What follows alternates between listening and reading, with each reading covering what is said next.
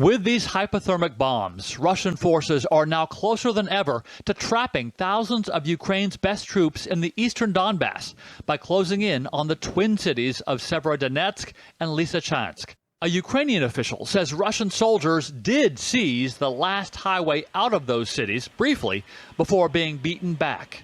If those two cities fall, nearly all of the Donbas province of Luhansk would come under Russian control.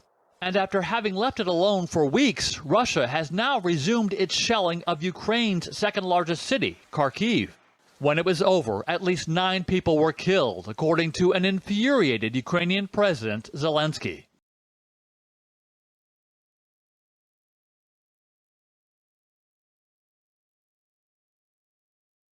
This was a speech that Secretary of State Blinken had been scheduled to give before the US president's trip to Asia as a curtain raiser, but it had to be postponed because he contracted COVID.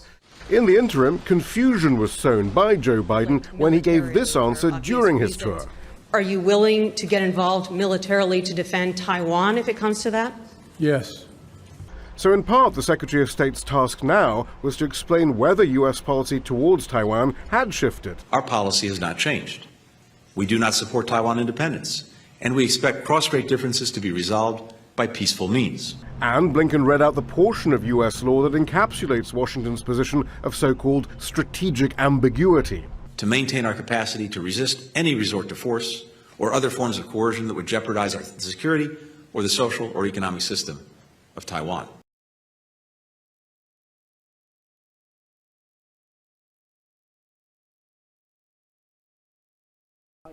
The Israeli army deliberately targeted veteran Al Jazeera journalist Shireen Abu Akleh. This is the main finding of the Palestinian public prosecutor's investigation into the killing. In a press conference in the presidential headquarters in the occupied West Bank, the prosecutor explained how Shireen was targeted while trying to escape a barrage of bullets. It's been proven conclusively that the targeting of Shireen Abu Akleh and the group of journalists by the Israeli occupation forces was direct and deliberate. That has been proved by the type of the rifle, a Ruger Mini 14, and the type of the bullet known as armor-piercing bullet. The investigation confirmed there was no firing from the Palestinian side at the time Shireen was killed. The bullet is a key evidence in the case.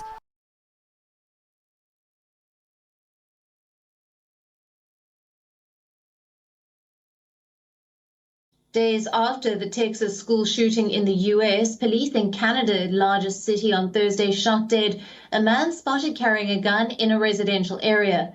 Now, the incident prompted 5 nearby schools to immediately go under lockdown. As per the Toronto police officers who responded to a report of an unarmed man in the area, fired after the gunman confronted them.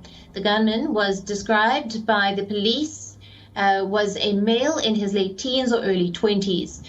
The scene where the man was shot is about 130 meters away from the William G. Davis Jr. Public School.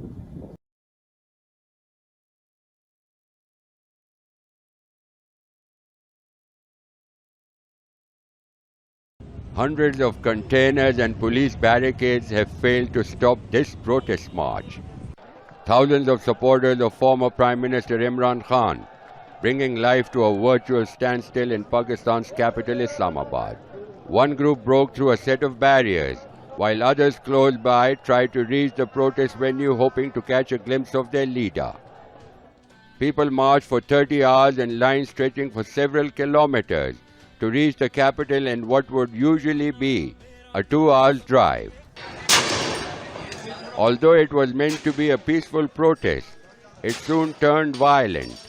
The police used force to restrict the protesters in major cities and prevent them from joining the protest in the capital. Khan's supporters, including women and children, faced intense tear gassing and rubber bullets, despite a court ruling allowing the protest to go ahead.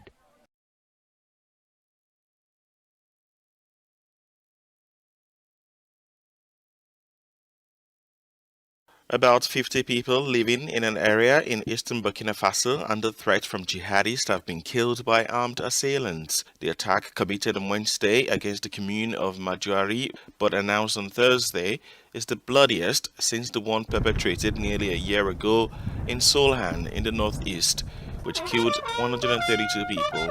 The region's governor, Colonel Hubert Yamiogo, said the identity of the attackers was not yet known, though Islamist militants have overrun large areas of the West African country in recent years. The attack follows several other attacks recently recorded in Majuari against soldiers and civilians.